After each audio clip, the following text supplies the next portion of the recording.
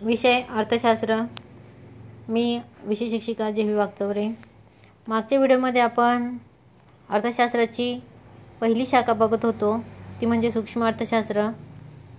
त्यामध्ये आपण सूक्ष्म अर्थशास्त्राची व्याख्या बघितली। त्यानंतर पुढे आपण सूक्ष्म अर्थशास्त्राच्या मूलभूत संकल्पना बघत होतो। त्यामध्ये पहिली संकल्पना आपण बघितली गरजा, दुसरी संकल्पना आपण बघितली वस्तू व सेवा, तिसरी संकल्पना आपण बघितली उपयोगिता आणि चौथी संकल्पना आहे मूल्य।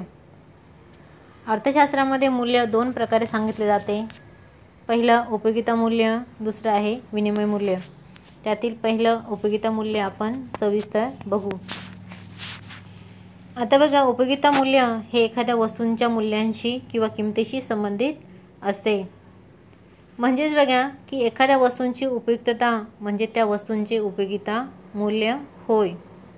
उदाहरणार्थ बघा की सूर्यप्रकाशासाठी कोणत्याही व्यक्तीला किंमत किंवा पैसे द्यावे लागत नाही, परंतु सूर्यप्रकाश हा प्रत्येकासाठी आवश्यक आहे। म्हणजे सूर्यप्रकाशाला उपयोगिता मूल्य आहे, परंतु सूर्यप्रकाशासाठी आपल्याला कोणत्याही प्रकारचे पैसे द्यावे लागत नाही। म्हणजेच हे विनामूल्य वस्तूंचे उदाहरण आहे। त्यानंतर पुढची संकल्पना आहे विनिमय मूल्य। आता विनिमय मूल्य म्हणजे एखाद्या वस्तूंचे दुसऱ्या वस्तूंच्या किंवा सेवेच्या रूपात व्यक्त केलेले मूल्य होय। हे मूल्य पैशांच्या स्वरूपात सांगितले की ती त्या वस्तूंची किंमत ठरते। म्हणजेच ज्या वस्तूला पैशात किंमत मोजावी लागते त्या सर्व वस्तूंना आर्थिक वस्तू असे म्हणतात। उदाहरणार्थ बघा की टीव्ही घेण्यासाठी आपल्याला पैसे द्यावे लागतात, कार घेण्यासाठी पैसे द्यावे लागतात, मोबाईल घेण्यासाठी पैसे द्यावे लागतात किंवा इतर ज्या सर्व वस्तू की त्या विकत घेण्यासाठी आपल्याला पैसे द्यावे लागतात, त्या सर्व वस्तूंना आर्थिक वस्तू असे म्हणतात। त्यानंतर पुढे आपल्याला हिरे पाणी विरोधाभास दिलेला आहे। यामध्ये बघा की काही वस्तूंचं उपयोगिता मूल्य। आता उपयोगिता म्हणजे काय ते आपण बघितलं की वस्तूंमध्ये मानवाची गरज पूर्ण करण्याची शक्ती किंवा क्षमता म्हणजे उपयोगिता होय। तर काही वस्तूंचे उपयोगिता मूल्य हे जास्त असते, परंतु विनिमय मूल्य म्हणजे ते पैसे त्याच्यासाठी द्यावी लागणारी किंमत किंवा पैसे म्हणजेच विनिमय मूल्य हे कमी असते। उदाहरणार्थ पाणी। आता बघा की पाण्यामध्ये उपयोगिता मूल्य हे जास्त आहे की मानवाची गरज पूर्ण करण्याची क्षमता ही जास्त आहे। पाणी हे जीवनावश्यक आहे, पाण्याशिवाय आपण जगू शकत नाही। पाणी आपली तहान ही गरज भागवत असतो, परंतु त्याचं जे विनिमय मूल्य आहे म्हणजे पैशातील जी किंमत आहे ती नेहमी कमी असते किंवा पाण्यासाठी आपल्याला कमी पैसे द्यावे लागतात। तर या उलट बघा की काही वस्तूंचं उपयोगिता मूल्य कमी आहे, म्हणजेच मानवाची गरज पूर्ण करण्याची क्षमता त्यामध्ये कमी आहे, परंतु त्याच्या दुर्मिळतेमुळे। आता दुर्मिळता म्हणजे काय, तर त्या वस्तू सर्व ठिकाणी उपलब्ध होत नाही, काही विशिष्ट ठिकाणी त्या उपलब्ध होतात, पण दुर्मिळतेमुळे त्या वस्तूंचं विनिमय मूल्य म्हणजे पैशातील जी किंमत आहे ती जास्त असते। उदाहरणार्थ हिरा। आता बघा हिरा हा काही जीवनावश्यक वस्तू नाही, तो आपल्याजवळ नसला तरी काही फरक पडत नाही, म्हणजेच हिऱ्यामध्ये उपयोगिता मूल्य कमी असते। तसेच बघा हा जो हिरा आहे तो जीवनावश्यक नसून चैनीची वस्तू आहे। म्हणजेच चैनीची वस्तू म्हणजे काय, तर ज्या गरजांमुळे किंवा ज्या वस्तूमुळे व्यक्तीला आनंद किंवा त्या वस्तूमुळे सामाजिक प्रतिष्ठा प्राप्त होते अशा वस्तू होय। उदाहरणार्थ बघा की अतिश्रीमंत व्यक्ती की आपण बघतो की मोठ्या लग्न समारंभामध्ये किंवा कार्यक्रमांमध्ये या ज्या श्रीमंत व्यक्ती आहे तर त्या नेहमी हिऱ्यांचे दागदागिने वापरताना आपल्याला दिसून येतात की जेणेकरून त्यामुळे त्यांची समाजातील जी प्रतिष्ठा आहे ती अजून वाढेल। परंतु बघा हिऱ्यामध्ये उपयोगिता मूल्य जरी कमी असले पण त्याच्या दुर्मिळतेमुळे म्हणजे सर्व ठिकाणी तो उपलब्ध नाही, तर काही विशिष्ट शहरांमध्येच आपल्याला हिऱ्याचे व्यापारी हे दिसून येतात। तर त्यामुळे त्याचं जे विनिमय मूल्य आहे म्हणजे पैशातील जी किंमत आहे तर ती नेहमी आपल्याला जास्त बघायला मिळते।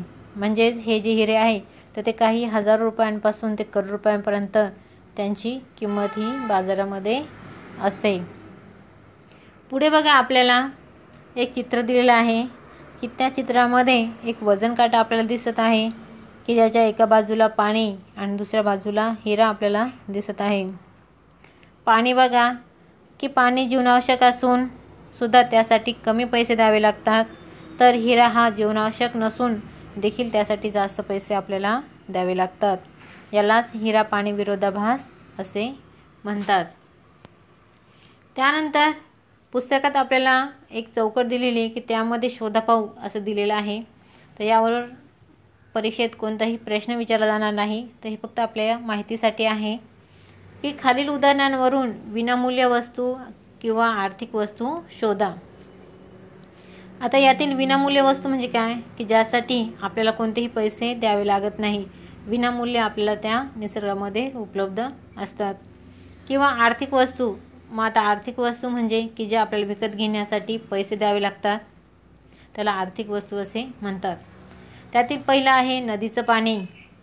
नदीचं पाणी मिळवण्यासाठी घेण्यासाठी आपल्याला पैसे द्यावे लागत नाही, म्हणजेच नदीचं पाणी हे विनामूल्य वस्तूंचं उदाहरण आहे. त्यानंतर आहे ऑक्सिजन सिलेंडर. आता बघा की ऑक्सिजन सिलेंडर ही एक आर्थिक वस्तू आहे, कारण आपण ऑक्सिजन सिलेंडर घेण्यासाठी आपल्याला पैसे हे द्यावे लागतात. उदाहरणार्थ बघा की आता या करोना या महामारीमध्ये की ऑक्सिजन सिलेंडरची कमतरता भासू लागली आहे आणि ऑक्सिजन सिलेंडरसाठी लोकांना जास्त पैसे द्यावे लागत आहे, म्हणजे ऑक्सिजन सिलेंडर ही एक आर्थिक वस्तू आहे. त्यानंतर आहे सूर्यप्रकाश.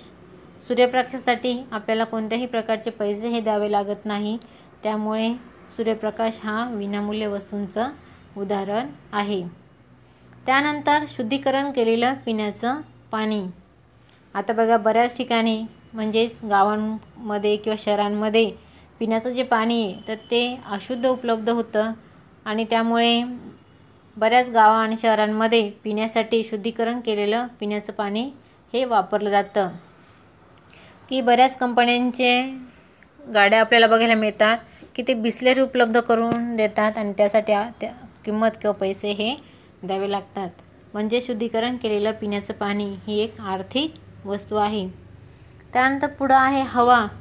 की हवा हे विनामूल्य वस्तूंचं उदाहरण आहे की त्यासाठी आपल्याला अजून तरी कोणत्याही प्रकारचे पैसे हे द्यावे लागत नाही. त्यानंतर पुढे बघा की सूक्ष्म अर्थशास्त्राच्या मूलभूत संकल्पनांमध्ये 5वी संकल्पना आहे संपत्ती. आता संपत्ती म्हणजे ज्या वस्तूला बाजार मूल्य आहे व त्या वस्तूंची देवाणघेवाण करता येते अशा सर्व वस्तूंना संपत्ती असे म्हणतात. म्हणजे बघा की आपल्याजवळील ज्या वस्तू की त्या बाजारात विक्रीसाठी गेल्यानंतर किंवा विकल्यानंतर त्याचे पैसे आपल्याला मिळतील अशा सर्व वस्तूंना संपत्ती असे म्हणतात. पुढे आपल्याला संपत्तीची वैशिष्ट्य दिलेली आहे. त्यातलं पहिलं वैशिष्ट्य त्यांनी दिलेलं आहे उपयोगिता, दुसरं वैशिष्ट्य दिलं दुर्मिळता, तिसरं वैशिष्ट्य दिलं विनिमयता, चौथं वैशिष्ट्य दिलं मनुष्य बाह्यता. त्यातील पहिलं वैशिष्ट्य आपण बघू. आता उपयोगिता म्हणजे काय ते आपण बघितलेलं आहे. वस्तूंमध्ये मानवाची गरज पूर्ण करण्याची जी क्षमता किंवा शक्ती असते त्याला उपयोगिता असे म्हणतात. उदाहरणार्थ फर्निचर असेल, फ्रीज असेल, मोबाईल असेल किंवा इतर सर्व ज्या वस्तू की ज्यांचा वापर आपण करत असतो आणि त्या वस्तूंपासून आपली कोणती ना कोणती गरज ही पूर्ण होत असते. त्यानंतर पुढं दिलं दुर्मिळता, संपत्तीचं दुसरं वैशिष्ट्य. आता बघा की मागणीच्या तुलनेत वस्तूंचा पुरवठा दुर्मिळ असेल तरच त्याचा समावेश हा संपत्तीमध्ये होतो. उदाहरणार्थ सर्व आर्थिक वस्तू की ज्या वस्तूंसाठी आपल्याला किंमत किंवा पैसे हे द्यावे लागतात. आता यामध्ये बघा मागणी आणि पुरवठा हे 2 अर्थशास्त्रीय शब्द आलेले आहेत. आता मग मागणी म्हणजे काय तर मागणी म्हणजे इच्छा होय की बघा एखादी वस्तू बघितल्यानंतर ती घेण्याची जी इच्छा निर्माण होते त्याला मागणी असे म्हणतात. पण अर्थशास्त्रीय दृष्टीने किंवा अर्थशास्त्रीय भाषेमध्ये आपण त्याची व्याख्या बघू. एखाद्या विशिष्ट वेळेला व विशिष्ट किमतीला ग्राहक वस्तूंची जी नगसंख्या खरेदी करण्यास तयार असतो त्याला मागणी असे म्हणतात. त्यानंतर पुढचा शब्द आला पुरवठा. विशिष्ट वेळी विशिष्ट किमतीला साठ्यातील, आता साठा म्हणजे काय, तर शेतकरी असेल किंवा वस्तूंचं उत्पादन करणारा उत्पादक असेल, तो आपले सर्व उत्पादन हे साठवून ठेवत असतो, त्याला साठा असे म्हणतात.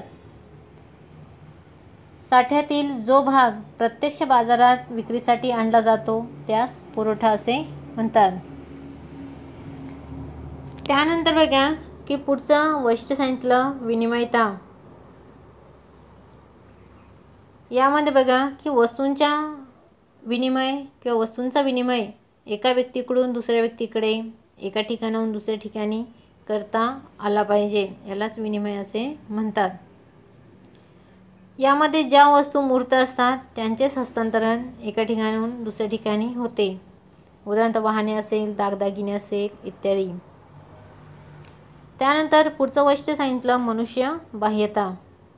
आता बघा, वस्तू ही केवळ मानवी शरीर बाह्य असेल तरच ती हस्तांतरित केली जाऊ शकते. हे त्याच्या बाह्य आणि वैयक्तिक गुणधर्मानुसार झाले पाहिजे. म्हणजे बघा, मानवाच्या शरीराबाहेर ज्या वस्तू आहेत त्यांचंच फक्त हस्तांतरण हे होऊ शकतं. उदाहरणार्थ पिशवी असेल, खुर्ची असेल किंवा इतर ज्या वस्तू आहेत तर त्यांचा समावेश यामध्ये होतो. त्यानंतर पुढे आपल्याला बघा पुस्तकामध्ये तुम्हाला माहीत आहे का असं दिलेलं आहे. यावरही परीक्षेत कोणत्याही प्रकारचे प्रश्न हे विचारले जाणार नाही, फक्त आपल्या माहितीसाठी ते दिलेले आहे. यामध्ये बघा की जन्मजात मिळणाऱ्या गुणवत्तेचा संपत्तीत समावेश होत नाही. उदाहरणार्थ सौंदर्य असेल, आवाज असेल, कारण सौंदर्य व आवाज हे एका व्यक्तीकडून दुसऱ्या व्यक्तीकडे हस्तांतरित करता येत नाही. आपण बघतो की एखादी व्यक्ती खूप सुंदर असते पण तिचं सौंदर्य ती इतर व्यक्तींना देऊ शकत नाही, किंवा एखाद्या व्यक्तीचा आवाज खूप मधुर असतो, गोड असतो, परंतु तो आपला आवाज काढून इतर व्यक्तींना देऊ शकत नाही. म्हणूनच बघा, सौंदर्य असेल, आवाज असेल, म्हणजे जन्मजात मिळणाऱ्या गुणवत्तेचा समावेश हा संपत्तीमध्ये होत नाही. त्यानंतर पुढे बघा की तुम्हाला माहीत आहे का, हे कोष्टक दिलेलं आहे आणि त्यामध्ये भौतिक हस्तांतरण क्षमता आणि मालकी हस्तांतरण क्षमता या दोन संकल्पना दिलेल्या आहे. त्यामध्ये बघा की पहिलं भौतिक हस्तांतरण क्षमता. यामध्ये बघा की प्रत्यक्ष जी वस्तू असते ती एका व्यक्तीकडून दुसऱ्या व्यक्तीकडे किंवा एका ठिकाणाहून दुसऱ्या ठिकाणी हस्तांतरित केली जाते आणि यालाच भौतिक हस्तांतरण क्षमता असे म्हणतात. की जी वस्तू एका व्यक्तीकडून दुसऱ्या व्यक्तीकडे किंवा एका ठिकाणाहून दुसऱ्या ठिकाणी हस्तांतरित केली जाते. उदाहरणार्थ वाहने. त्यानंतर पुढे बघा की मालकी हस्तांतरण क्षमता. आता यामध्ये काही बदल केला जाऊ शकत नाही, परंतु बघा की मालकी हक्काचे मात्र हस्तांतरण होऊ शकते. उदाहरणार्थ जमीन, की एखादी व्यक्ती आपली जमीन दुसऱ्या व्यक्तीला विकतो तेव्हा मालकी हक्क किंवा मालक हा बदलतो, म्हणजे जमिनीमध्ये मालकी हस्तांतरण क्षमता ही असते. त्यानंतर बघा की तुम्हाला घरी स्वाध्याय देते की आपल्या जवळ जेवढ्या पण वस्तू आहेत तर त्या वस्तूंची आपल्याला यादी करायची आहे आणि त्यामध्ये दोन भाग करायचे, की पहिलं भौतिक हस्तांतरण क्षमता असलेल्या वस्तू आणि दुसरं आहे मालकी हस्तांतरण क्षमता असलेल्या वस्तू. की भौतिक हस्तांतरण क्षमता म्हणजे की ज्या वस्तू आपण एका व्यक्तीकडून दुसऱ्या व्यक्तीकडे, एका ठिकाणाहून दुसऱ्या ठिकाणी हस्तांतर करू शकतो, अशा वस्तूंची नावं त्यामध्ये लिहायची आहे. आणि त्यानंतर दुसरं आहे मालकी हस्तांतरण क्षमता, की ज्यामध्ये बदल तर करू शकत नाही पण मालकी जो हक्क आहे तर त्याचं हस्तांतरण हे होऊ शकतं.